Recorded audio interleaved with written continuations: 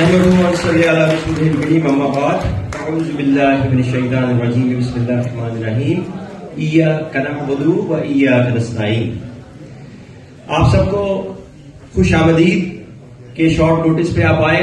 ہماری خواہش تھی کہ جب ہمیں کال دی گئی کہ ہم ایک بڑا اوپن ایئر میں ہائیڈ پارک میں آپ لوگوں کو جمع کریں اور ایک تاریخ ساز جلسہ وہاں پہ ہو جس سے عمران خان صاحب لائیو جو ہے وہ خطاب کریں. انفارچونیٹلی کیونکہ صرف 2 دن ہمیں ملے اور آپ کو یہاں پہ پتا ہے کہ بہت لمبا عرصہ چاہیے ہوتا ہے پرمیشنز لینے کے لیے, تو پھر ایمرجنسی میں ہم نے لنڈن میں 2 ڈفرینٹ جگہوں پہ آپ لوگوں کو مدعو کیا ہے. اسی وقت ویسٹ لنڈن میں حوصلوں میں بھی یہ تقریب جاری ہے اور وہاں بھی ہال کے اندر کافی لوگ موجود ہیں. آپ بھی یہاں پہ موجود ہیں. بہت شکریہ آپ کا. یہ آپ کی محبت ہے پاکستان کے ساتھ, یہ آپ کی محبت ہے عمران خان کے ساتھ.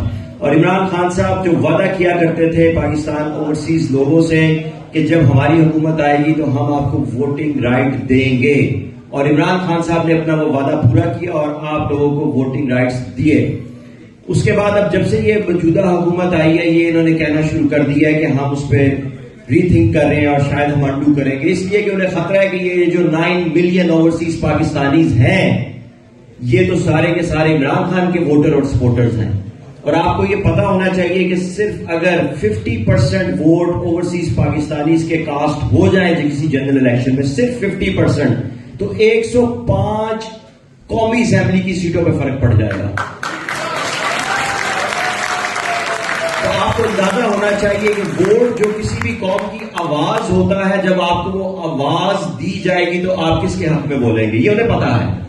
دوسری بات آپ کی امپورٹنس یہ ہے کہ آپ 31 بلین ڈالر بھیج چکے ہیں پچھلے 1 سال میں پاکستان میں, اور یہ بھی پتا ہونا چاہیے کہ IMF آپ کو سال میں صرف 6 بلین ڈالر دیتا ہے.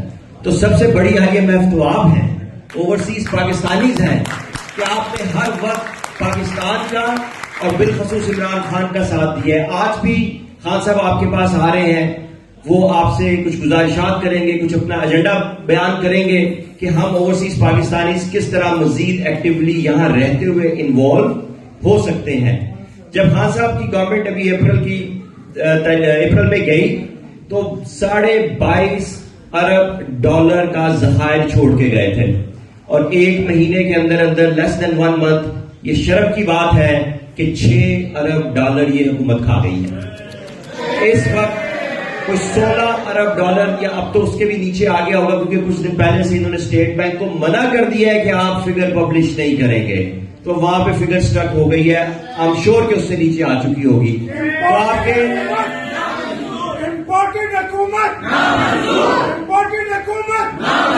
امریکہ کا جو یار ہے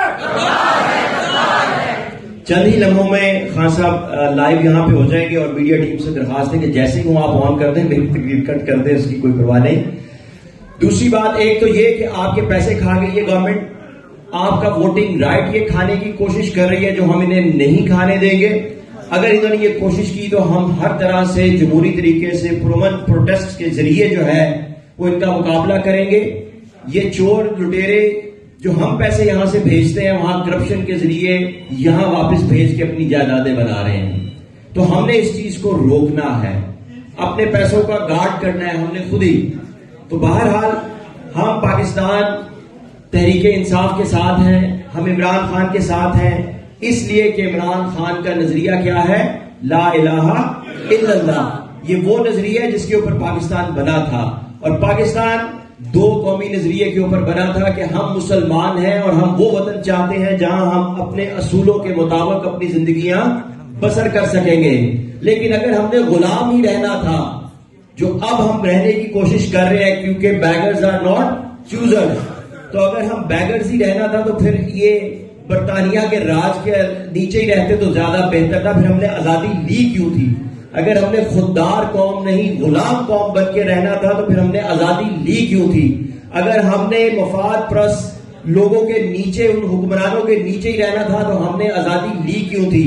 تو اب پھر پاکستان کا اور پاکستانی قوم کا امتحان ہے.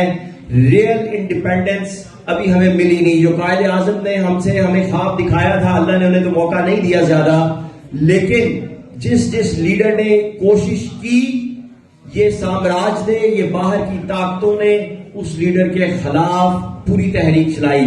ابھی تک قائد اعظم کے بعد جیسے خان صاحب نے کہا کہ ذوالفقار علی بھٹو نے کوشش کی تھی آپ کو ایک خوددار قوم بنانے کی، تو سر عام ہینری کسنجر نے آن دا ریکارڈ آپ کو پتا ہونا چاہیے کہ اسے دھمکی دی تھی کہ ہم وی ول سی یو، اور اس کے ساتھ کیا ہوا وہ آپ سب کے سامنے ہے. خان صاحب نے بھی سب کے سامنے، پوری دنیا کے سامنے امریکہ میں بیٹھ کے کیا کہا تھا؟ ایبسولوٹلی نو. اور وہاں سے سلسلہ شروع ہوتا ہے اور پھر وہ غصہ نکالتے ہیں کہ آپ رشیا کیوں چلے گئے، حالانکہ رشیا سے ہمیں سستی گندم مل رہی ہے ہم جائیں گے، رشیا سے ہمیں سستی گیس مل رہی ہے ہم جائیں گے. آپ کون ہوتے ہیں یہ کہنے والے کہ ہم رشیا کے ساتھ دوستی نہیں رکھ سکتے؟ جب انڈیا رشیا کے ساتھ بھی دوستی رکھ سکتا ہے اور امریکہ کے ساتھ بھی دوستی رکھ سکتا ہے تو پھر ہمارے لیے ڈبل سٹینڈرڈز کیوں ہیں؟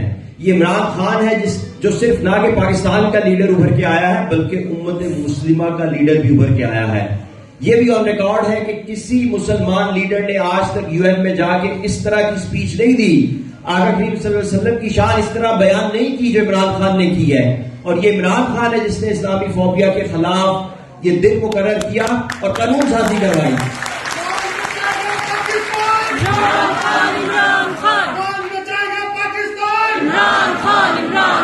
اور اگلا جو قدم اٹھا چکے ہیں عمران خان صاحب وہ یہ ہے کہ انہوں نے کہا کہ اتنی زیادہ تعداد میں مسلمان اس دنیا میں موجود ہیں تو ان کی یو این سیکورٹی کونسل میں ایک پرماننٹ سیٹ ہونی چاہیے. یہ بھی امریکہ کو ظاہر ہے کہ یہ بھی ان کو منظور نہیں ہوگا، تو اس لیے وہ چاہتے ہیں کہ پاکستان میں وہ ڈمی حکمران آ جائیں جو ان کے ایک اشارے پر لیٹ جائیں. جیسے کہ کتاب میں لکھا گیا، اوباما نے خود لکھا کہ جب ہم نے ایبٹ آباد والا واقعہ کیا تو میں ڈرا ہوا تھا کہ زرداری کو فون پہ کیسے سامنا کروں گا، لیکن زرداری فون کر کے کہتا ہے مبارکباد دیتا ہے. یہ ہے ہمارے لیڈر جو آج ہمارے اوپر مسلط ہو گئے ہیں. اور دوسرا کیا کہتا ہے کہ بیگرز آر ناٹ چوزرز. یہ اس کی ذہنیت ہے کہ وہ سمجھتا ہے کہ امریکہ ہمارا رازق ہے. ہمارا رازق کون ہے؟ اللہ. اور یہ کس نے ہمیں بتایا؟ عمران خان نے. ہمیں اویئرنیس جو کہ ہمیں پتہ ہے لیکن شاید ہم بھول جاتے ہیں اور ہم ان آقاؤں، جھوٹے آقاؤں سے اپنی امیدیں وابستہ کر لیتے ہیں، جبکہ امیدیں تو رازق تو ہمارا رب ہے جو قرآن میں اس نے کہا کہ میری طرف آؤ میں تمہاری طرف آؤں گا. تو خان وہی باتیں کرتا ہے. کون سی اس کی ایسی سپیچ ہے جس میں اس نے اسلام کی بات نہ کی ہو، جس میں اس نے آقا کریم صلی اللہ علیہ وسلم کے ساتھ عشق بڑھانے کی بات نہ کی ہو؟ تو ریئل لیڈر تو آپ کا ایک قوم کا باپ ہوتا ہے اور باپ آپ کو سیدھا رستہ دکھاتا ہے. وہ کہتا ہے کہ ایاک نعبد و ایاک نستعین، کہ ہم صرف تیری عبادت کرتے ہیں اور تجھی سے مدد مانگتے ہیں. امریکہ کی پرستش نہیں کریں گے، امریکہ کی مدد نہیں چاہتے کیونکہ ہمارے لیے ہمارا اللہ کافی ہے. جب یہ ہم باتیں کرتے ہیں تو پھر امریکہ کو اور دوسری طاقتیں جو ہیں ان کو تکلیف ہوتی ہے. ہم یہ بتانا چاہتے ہیں یہاں پہ بیٹھ کے امریکہ کو بھی اور یہاں کی ایسے لوگ جو یہاں کی پالیسیز بنانے والے ہیں کہ ہم آپ لوگوں کے خلاف نہیں ہیں، ہم امریکنز کے خلاف نہیں ہیں، ہم یہاں کے لوگوں کے خلاف نہیں ہیں، کیونکہ ہم تو خود ان میں سے ایک ہیں. ہمیں آپ کی پالیسی سے اختلاف ہے. آپ کو یاد ہوگا کہ یہاں پہ جب عراق کے خلاف جنگ کا ماحول بن رہا تھا تو کتنے لوگ تھے جو یہاں پہ نکلے تھے؟ اس میں سارے مسلمان تو نہیں تھے، اس میں زیادہ نان مسلمز تھے. تو اس کا مطلب یہ ہے کہ جہاں بھی حق کی بات ہوگی، جہاں بھی سچ کی بات ہوگی، وہاں پہ سب اکٹھے ہوں گے. ڈزنٹ میٹر کہ وہ کوئی امریکن ہے یا کوئی برٹش ہے یا وہ کوئی انڈین ہے. بات پالیسیز کی ہو رہی ہے. امریکہ کے جو پالیسی بنانے والے ہیں ہم کو یہ باور کرانا چاہتے ہیں کہ وی آر ناٹ بیگرز، کیونکہ بیگرز لیڈرز بھی نہیں ہوتے. تو اگر بیگرز لیڈرز بھی نہیں ہوتے تو پھر ہم ان کو لیڈر نہیں مانتے، ہم ان کو حکمران نہیں مانتے. ہم کیا چاہتے ہیں؟ ہم چاہتے ہیں کہ اس انارکی سے نکلنے کے لیے اگر یہ آپ نے نہ کیا اور جلسے ہوں گے اور دھرنے ہوں گے اور لانگ مارچ زیادہ ہوں گے، اس کا نقصان اوور آل پاکستان کو ہوگا. ٹھیک ہے ہم کہتے ہیں یہ ہمارا جمہوری حق ہے، لیکن ہوش کے ناخن ان حکمرانوں کو لینے چاہیے اور ان پلیئرز کو بھی ہوش کے ناخن لینے چاہیے جن سے غلطیاں ہو گئی ہیں. انہیں غلطی اپنی سدھار لینی چاہیے. اور وہ کس طرح سدھار سکتے ہیں؟ فری اینڈ فیئر الیکشنز اور فوری الیکشنز. فوری، free and fair election is the way forward democratic right.